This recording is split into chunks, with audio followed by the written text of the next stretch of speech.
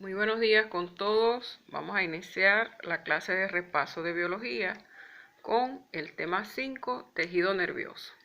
Vamos a recordar lo que es el tejido nervioso. Sabemos entonces que es un conjunto de células del mismo origen y función, que reconoce estímulos internos y externos. Vamos a ver las características de este tejido nervioso.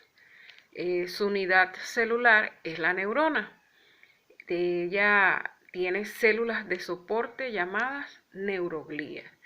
Es de origen ectodérmico y no se reproduce. Estas son sus características. Los componentes de esa neurona son el soma o cuerpo celular, también llamado pericarión, y las prolongaciones que son las dendritas y el axón. El soma puede ser esférico, estrellado, periforme, y su forma varía de acuerdo a la función y localización. Posee un núcleo, un citoplasma, abundante retículo endoplasmático, golgisomas, mitocondrias y numerosos lisosomas.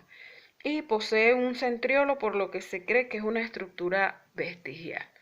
Las dendritas son cortas, ramificadas y de conducción centrípeta, es decir, aferente, y ella forma la sustancia gris. En el axón es único, constante, delgado, de condición centrífuga, es decir, eferente. Se origina del cuerpo celular, está revestido por oligodendrocitos y por las células de Schwann. Este presenta una terminación ramificada llamada telendendrón. En conjunto forman la sustancia blanca. Vamos a ver cuál es su función. La primera función es poner al ser vivo en contacto con su entorno. La número 2, propaga diferentes impulsos nerviosos por todo el cuerpo. Como número 3, permite dar una respuesta apropiada ante un estímulo. Sus propiedades son las siguientes: excitabilidad y conductibilidad. La excitabilidad es que provoca potenciales eléctricos desencadenando diferentes impulsos nerviosos. Y la conductibilidad, ella conduce los impulsos que se han provocado en la excitabilidad. Vamos a ver las células por lo cual está conformada. Las células son las células gliales, también se llaman glías o neuroglías. Son células que tienen como función el sostén mecánico y metabólico y la protección de las neuronas. No reciben ni transmiten impulsos nerviosos, a pesar que forman uniones o comunicaciones con otras células neuroglías. Y se considera que por cada neuroglía existen 10 células gliales, sin las cuales la neurona no podría vivir. Estas células son a las astroglías, que son llamadas también pie chupador, son las más numerosas y de gran tamaño, y nutre a las neuronas. Las oligodendroglías, estas son las que sintetizan, conservan la mielina sobre los axones de las neuronas en el sistema nervioso central. Y las ependimarias, ellas son las encargadas de elaborar líquido cefalorraquídeo. Las células de Schwann, que sintetizan y conservan la mielina en el sistema nervioso periférico. Las microglías, estas son únicas, que derivan del mesodermo y se les considera monocitos transformados e intervienen en la fagocitosis para eliminar los desechos y las estructuras lesionadas en el sistema nervioso central. Y por último tenemos a las células satélites, que estas brindan sostén envolviendo a las neuronas de los ganglios nerviosos craneales, espirales y vegetativos. Hablaremos ahora de histología vegetal. Vamos a recordar lo que es la histología vegetal, que no es más que una rama o disciplina de la botánica encargada del estudio de los vegetales y toma en cuenta su estructura y su función. ¿Cuál es la clasificación de los tejidos? Se pueden clasificar tomando en cuenta la capacidad de reproducción y el grado de diferenciación. Entonces se divide en tejidos meristemáticos, que son los jóvenes, y los tejidos adultos. Los meristemáticos pueden ser apical o lateral. Y los tejidos adultos son los de protección, los de sostén, los fundamentales, los vasculares y los secretores. Vamos a conocer un poco más a los tejidos meristemáticos. Como les dije, se le conoce como embrionarios o formadores. Se localizan en la parte bastante activa de la planta. Se encuentran formando las células vivas que forman más o menos esférica o isodiamétrica.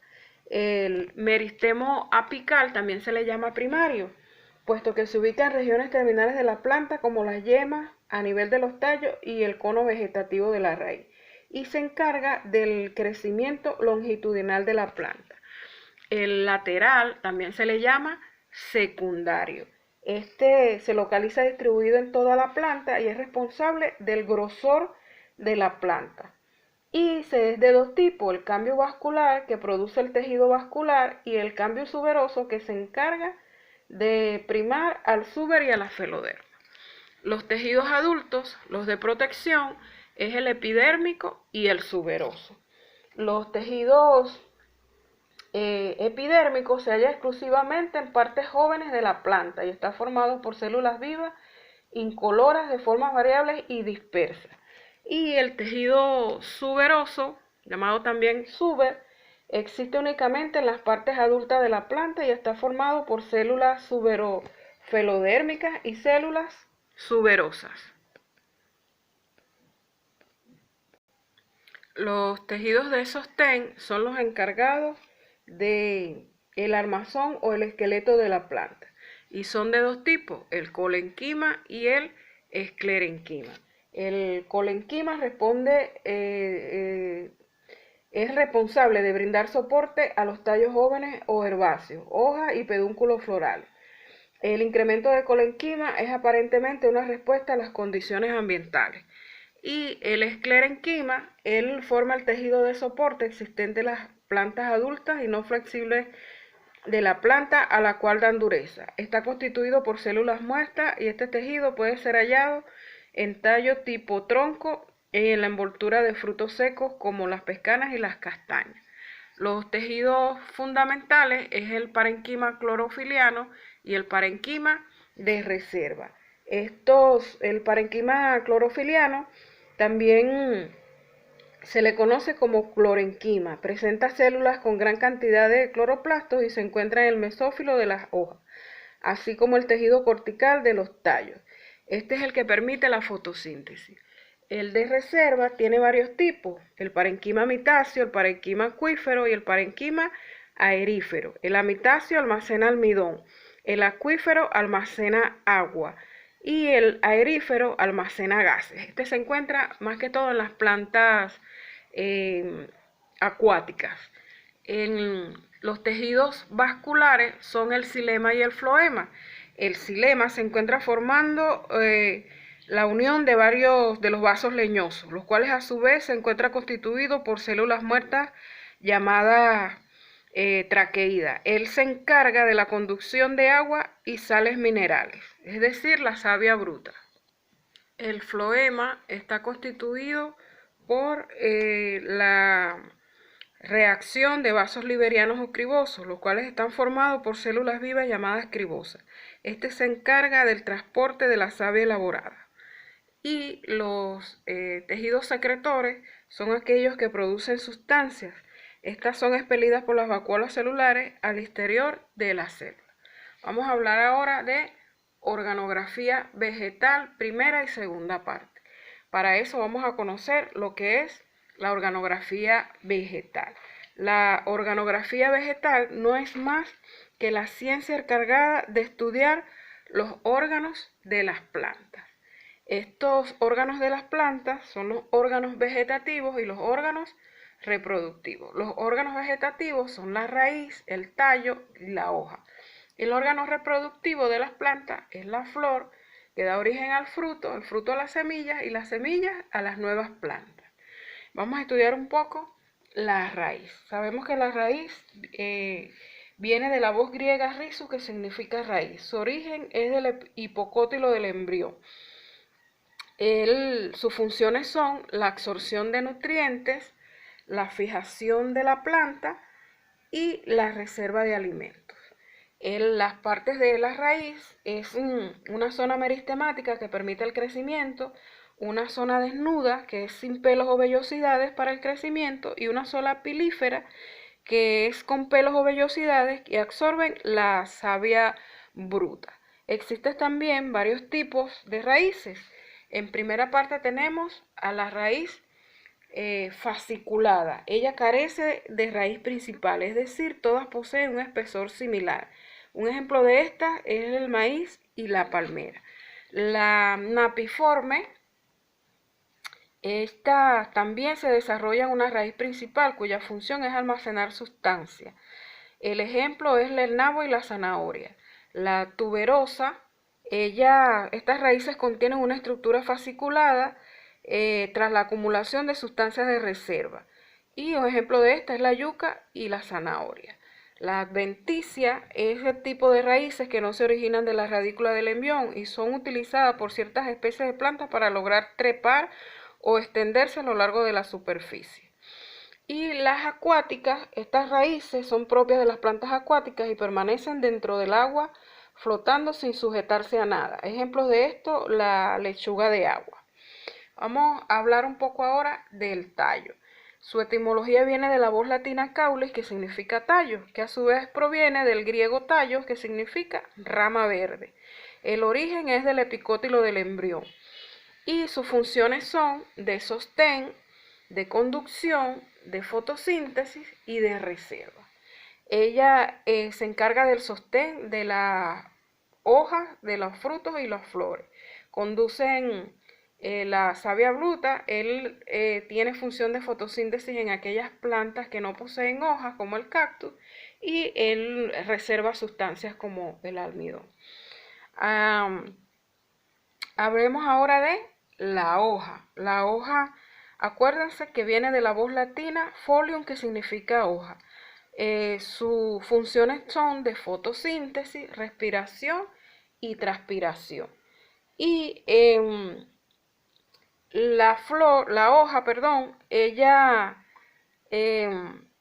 sus partes son las siguientes: la yema axilar, el peciolo, el tallo, el nervio principal, la hoja, la base, el limbo, el borde y el envés. La función más importante que tiene la hoja es la fotosíntesis. Este es el principal órgano fotosintético de las plantas. Y existen algunas modificaciones como los zarcillos foliares, las espinas, las brácteas, los catáfilos y los antófilos. Estudiemos ahora un poquito a la flor. La flor sabemos entonces que es el órgano reproductivo y ella viene de la voz latina floren, que significa flor. Su función es asegurar la reproducción de las especies y ella consta de las siguientes partes: el pedúnculo floral, que es la continuación del tallo, el receptáculo floral, que es la dilatación del pedúnculo floral, y los verticilios florales. Son 4 verticilios, empezando el primer verticilio, que son los sépalos. En conjunto ellos forman el cáliz. El segundo verticilio son los pétalos, que forman la corola. El androceo, que es el tercer verticilio, tiene función sexual, que es el órgano masculino, y está constituido por los estambres que a su vez presentan filamento, antera y polen. Y el cuarto verticilio, que también tiene función sexual, es el gineceo, es el órgano femenino de la flor. Está constituido por el pistilo, que a su vez presenta estigma, estilo, ovario, que producen óvulos. Vamos a estudiar un poco ahora la semilla. Viene del latín semen, que significa semilla. Su origen es de la maduración del óvulo tras la fecundación. Tiene propiedades nutricionales y su función es la dispersión de la especie. Ella consta de 3 partes: la testa, el endospermo y el embrión. En la germinación viene del latín germinare, que significa crecer o surgir. La germinación viene, o su origen es, de la activación de la semilla luego del estado de latencia. Sus propiedades son nutricionales también y su función es desarrollo y formación de la nueva planta. Tiene que haber ciertas condiciones para que esta germinación se dé: condiciones internas, que es una buena constitución de la semilla, y externas, que es la humedad, la temperatura, el oxígeno y el suelo.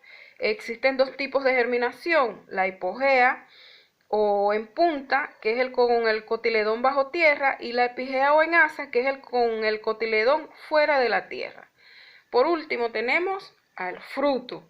Él viene del latín fructus, que significa disfrutar o gozar. Su origen es de la maduración y desarrollo del ovario, de la fecundación o no. Sus propiedades también son nutricionales, su función es de reserva y protección y consta de las siguientes partes: la semilla, el endocarpo, el mesocarpo, que es la parte comestible, y el epicarpio, que es la cáscara. Existen 5 tipos de frutos, y son las bayas, son los plurisemillados como el tomate, las drupas, que son los monosemillados como la aceituna, la vaina, que se abre a lo largo como el frijol, el accesorio pomo, que es de origen diferente del ovario como la manzana, y los múltiples, que es de los ovarios de un grupo de flores como la piña y el higo. Te dejo entonces a manera de balotario la tarea de la ficha y nos vemos en una próxima clase.